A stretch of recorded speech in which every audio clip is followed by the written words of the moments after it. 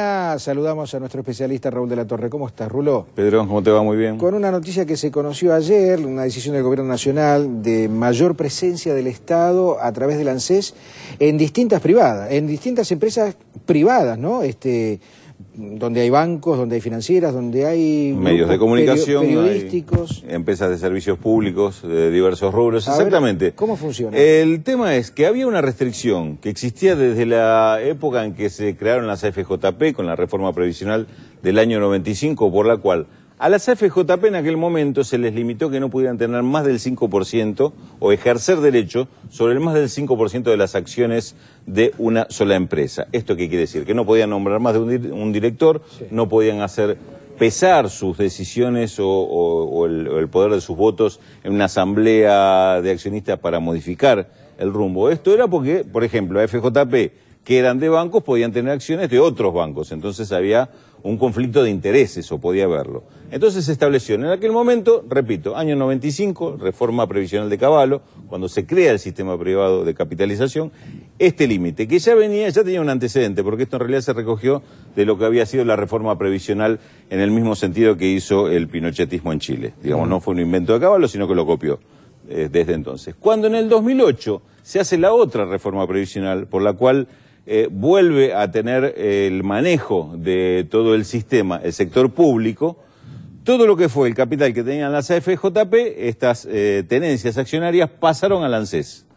Pero se mantuvo en esta nueva ley, en esta nueva reforma, el tema del límite, la restricción. Ahora, esta restricción era para el ANSES, no podía ejercer derechos sobre más del 5% del capital. Esto es lo que se eliminó ayer. O sea, ayer lo que se resolvió es que se elimina esta restricción. ¿Por qué? Porque ya no existe ese conflicto de intereses, porque no es una empresa privada el que lo maneja como era cuando eran las FJP.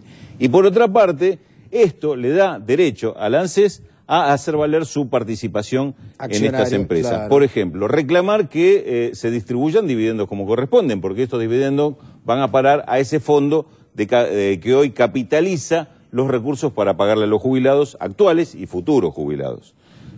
Por otra parte, puede tomar algún tipo de peso mayor en cuanto a decisiones de inversión. Recién repasábamos la lista, hay muchas empresas que por más que sean de capital privado, del sector privado, ejercen funciones dentro de actividades que son de interés público. Cementeras, bancos, empresas de alimentos, medios de comunicación. Toma todo lo que es servicios públicos, por ejemplo. Sí, todo claro. lo que tiene que ver con energía, agua, sí. Gas, etcétera, y en muchas provincias. Interesante, Rulo, políticamente, ¿no? Porque justamente se da esta situación en empresas privadas que no admiten, según su discurso, que haya un Estado potente. Exactamente. Vos sabés que inclusive en algunas de estas empresas hubo disputas hasta porque ni siquiera aceptaban que la ANSES nombrara un solo director. Es decir, la mínima presencia, porque no la aceptaban, inclusive judicializaron estas resoluciones a partir de noviembre de 2008, principio del 2009, cuando se empieza a aplicar esto, y la ANSES empieza a tener presencia y a nombrar directores. Es decir, como vos decís, no aceptan este rol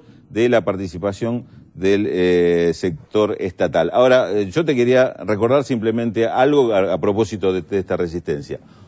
Cuando en 2008 se hizo la reforma previsional, uno de los argumentos que uno más escuchaba decía: el Estado quiere hacer caja, este gobierno quiere hacer caja con eso, va a tomar las acciones, las va a vender todas y se va a encontrar con una cantidad de plata que en ese momento eran como 80.000 millones de pesos para hacer política, para hacer campaña, lo que sea. Este era el argumento central. El Estado quiere hacer caja con esto. En ese momento la ANSES y el gobierno se comprometieron a que no se iban a vender las acciones. Es decir, que el Estado iba a mantener esas acciones porque un capital que tenía que ver con los fondos de los jubilados.